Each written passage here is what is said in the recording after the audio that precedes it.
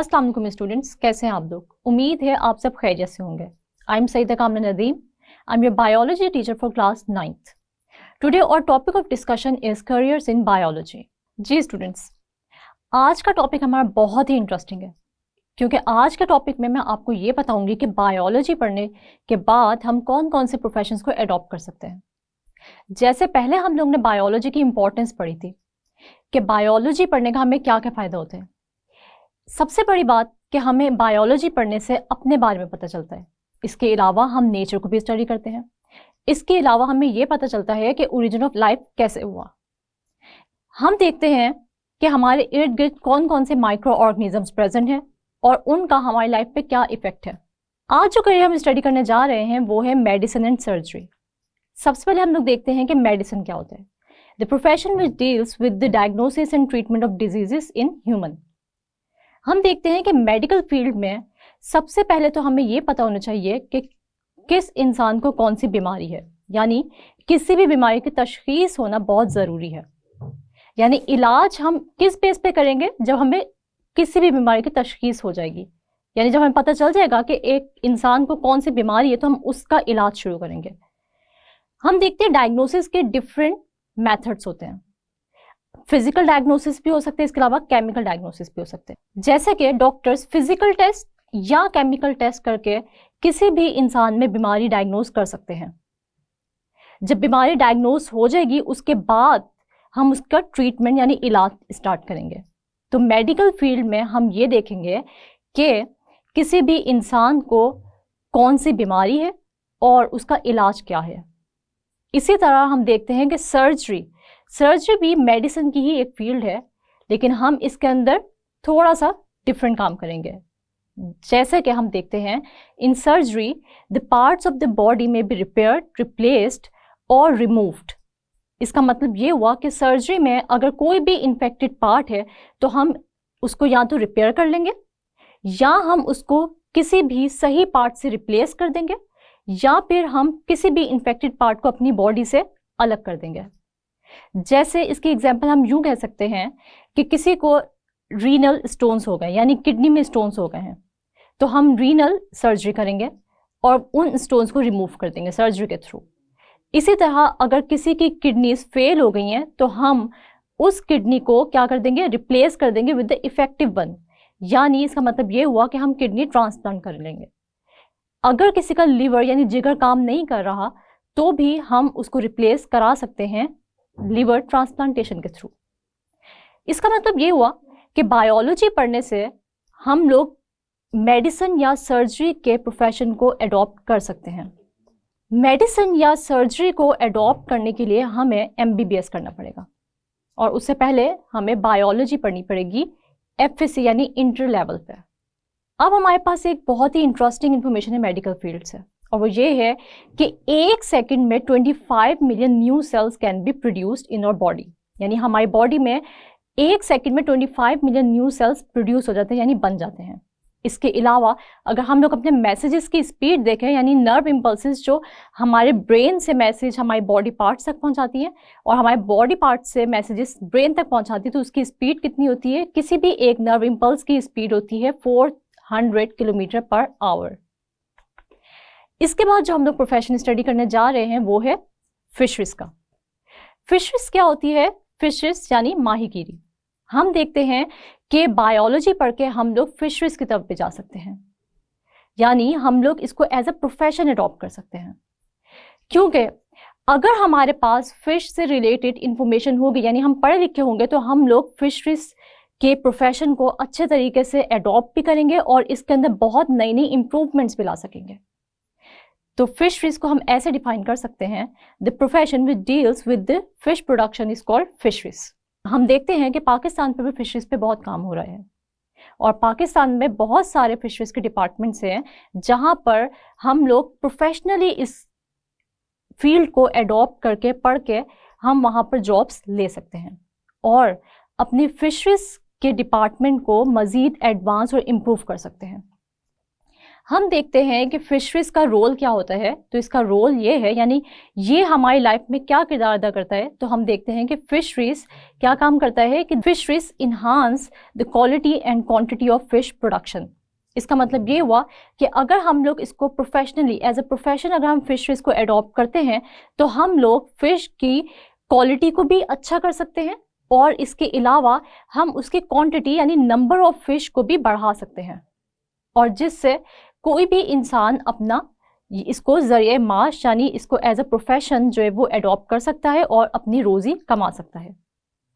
हम लोग देखते हैं कि अगर हम लोग फिशरीज के प्रोफेशन में इंटरेस्टेड हैं और इसको अडॉप्ट करना चाहते हैं तो इसके लिए भी हमें ज़ूलॉजी या बायोलॉजी पढ़नी पड़ेगी, ग्रेजुएशन लेवल पे या मास्टर्स लेवल पे। जो स्टूडेंट्स ज़ूलॉजी और बायोलॉजी रखेंगे वही फिशरीज की फील्ड में आगे जा सकते हैं, क्योंकि उनके पास सारी की सारी फिश से रिलेटेड इंफॉर्मेशन होगी और वो अच्छे से इस डिपार्टमेंट को इन्हांस कर सकते हैं और इसी तरह फिश की प्रोडक्शन को बढ़ा सकते हैं। हमारे पास फिशरीज से रिलेटेड भी एक बहुत ही इंटरेस्टिंग इन्फॉर्मेशन है और वो ये है कि a person who practises recreational fishing is called an angler, यानी ऐसा इंसान जो सिर्फ अपनी तफरीह के लिए फिशिंग करता है, अपने एज ए उसको प्रोफेशन एडॉप्ट नहीं करता बल्कि सिर्फ तफरीह के लिए या अपने शौक के तौर पे जो है वो फिशिंग करता है, उसको हम कहते हैं एंगलर। एंगलर क्या काम करता है कि वो एज ए स्पोर्ट या फिर अपने शौक के लिए जो है वो फिशिंग करता है।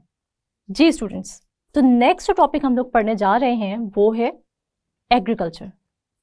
पाकिस्तान एक ज़राई मुल्क है और हमारी जो इकोनॉमी है उसका बहुत ज़्यादा हिस्सा हमारी ज़राअत से ही रिलेटेड है। हम देखते हैं कि अगर एक एजुकेटेड पर्सन ज़राअत को पढ़ के एज अ प्रोफेशन एडॉप्ट करे और एक अनएजुकेटेड पर्सन ज़राअत को एज अ प्रोफेशन एडॉप्ट करे तो उन दोनों में ज़मीन आसमान का फ़र्क होगा, क्योंकि वो पर्सन जो कि एग्रीकल्चर की फील्ड को पढ़कर अच्छे तरीके से समझ के ज़राअत की फील्ड में आया तो वो ज़्यादा बेहतर तरीके से ज़राअत को इम्प्रूव कर सकता है।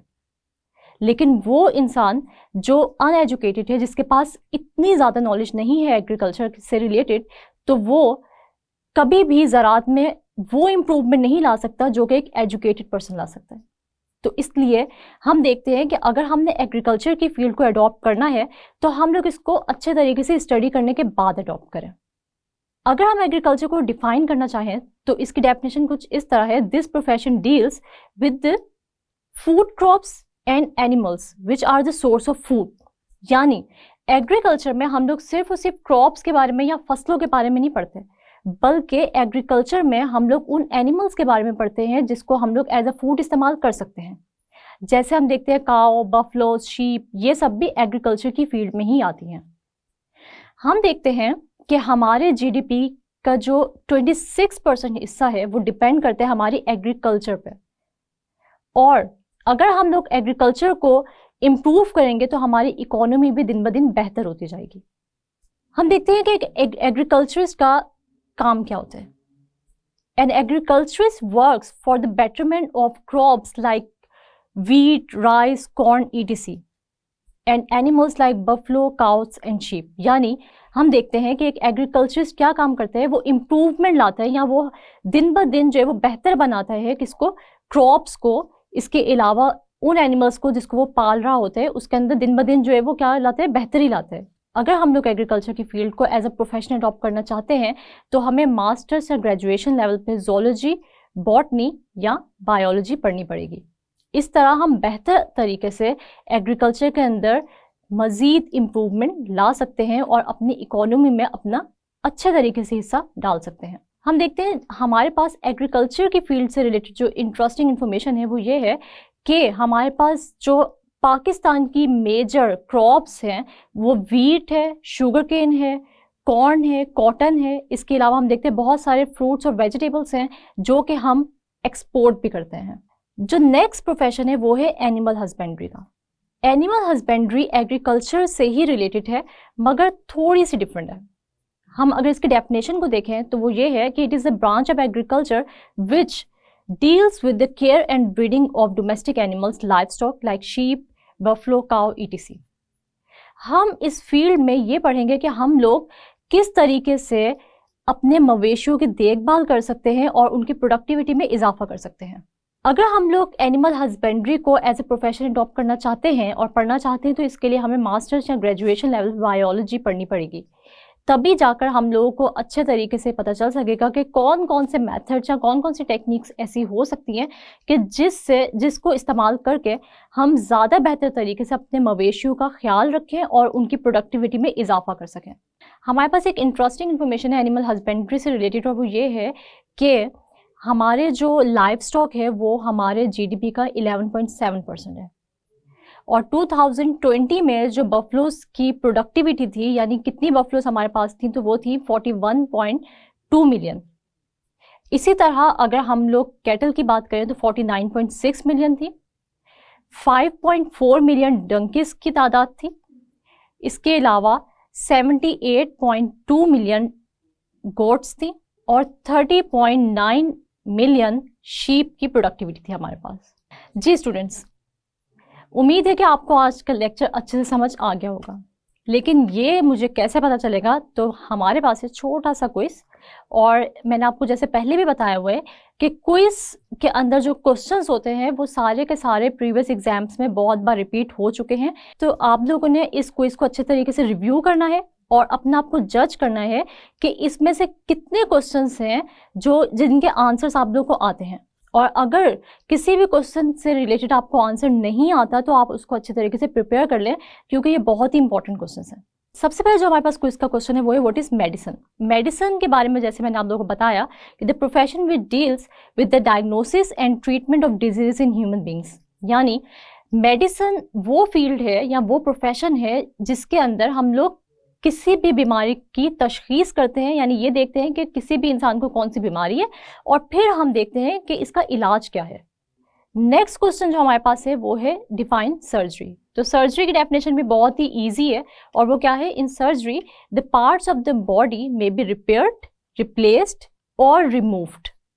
यानी सर्जरी में हम क्या करते हैं, कोई भी इन्फेक्टेड पार्ट बॉडी का हम लोग उसको ठीक कर लेंगे, यानी रिपेयर कर देंगे, या फिर उसको क्या कर लेंगे, इफेक्टिव पार्ट के साथ रिप्लेस कर देंगे, और तीसरा क्या कि हम उस इन्फेक्टेड पार्ट को अपनी बॉडी से ही अलग कर देंगे, यानी रिमूव कर देंगे उस इन्फेक्टेड पार्ट को। जैसे कोई भी हमारा बॉडी पार्ट है जो कि क्या है, कैंसरस है, ठीक है, अगर हम लोग उसको रिमूव करना चाह रहे हैं तो हम उसको बॉडी से रिमूव कर देंगे ताकि वो बाकी जो इर्द गिर्द वाले सेल्स हैं या टिश्यूज हैं उनको डैमेज ना कर सके।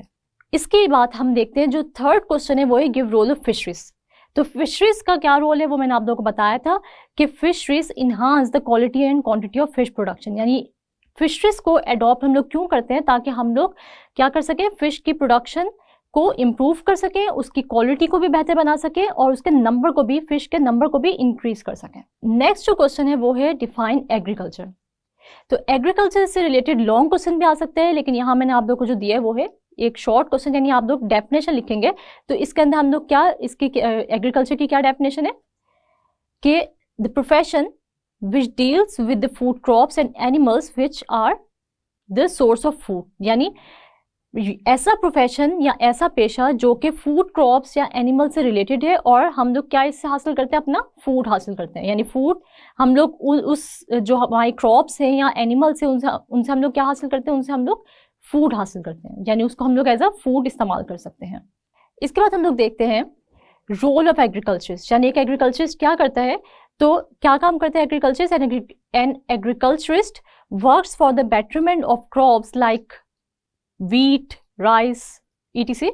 and animals like buffalo, cow, goat, etc. from which we can get food.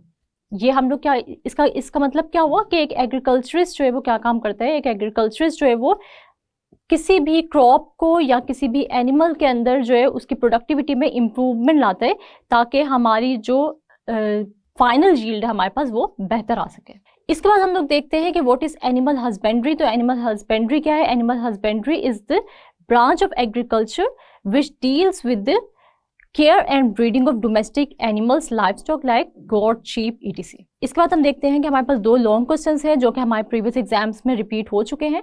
तो यहाँ ये जो अभी आप लोगों ने करियर्स पढ़े हैं, जो अभी मैंने आप लोगों को 4 करियर्स पढ़ाए हैं, उनमें से जो है वो मेडिसिन और सर्जरी पे भी नोट आ सकता है। और इसके अलावा हम देखते हैं कि एनिमल हस्बेंड्री भी आपको डिस्कस करने के लिए दिया जा सकता है एज अ लॉन्ग क्वेश्चन। तो ये क्वेश्चंस थे जो आप लोगों ने अच्छे तरीके से प्रिपेयर करने हैं, और अगर आप लोगों को इनमें से कोई भी क्वेश्चन नहीं आता तो फिर आप अच्छे तरीके से उसकी तैयारी करें, ताकि आप लोगों के एग्जाम में अगर आपसे कोई भी इसमें से क्वेश्चन पूछा जाए तो उस वक्त आप लोगों को उसका आंसर आता हो। जी स्टूडेंट्स, आज हमने पढ़ा करियर्स इन बायोलॉजी, यानी बायोलॉजी को स्टडी करने के बाद हम कौन कौन से प्रोफेशन को अडॉप्ट कर सकते हैं। ये सवाल बहुत सारे स्टूडेंट्स करते हैं कि क्या जो हम स्टडी कर रहे हैं वो हमारे लिए प्रोफेशनली भी इम्पोर्टेंट है या नहीं। तो मैंने आज आप लोगों की मुश्किल थोड़ी सी आसान कर दी कि अगर आप लोग बायोलॉजी को स्टडी कर रहे हैं तो आप लोग बहुत सारे प्रोफेशन है जो कि अडॉप्ट कर सकते हैं। उम्मीद है कि आज का लेक्चर आप लोगों को अच्छे से समझ आ गया होगा। जो क्विज मैंने आप लोगों से किया उसके अंदर जितने भी क्वेश्चंस थे उनको अच्छे तरीके से रिव्यू कीजिएगा, अच्छे तरीके से प्रिपेयर कीजिएगा, क्योंकि वो आप लोगों के एग्जाम वाइज बहुत ही इंपॉर्टेंट है। अगले लेक्चर तक के लिए अपना बहुत सारा ख्याल रखिएगा और मुझे दुआओं में याद रखिएगा। अल्लाह हाफिज।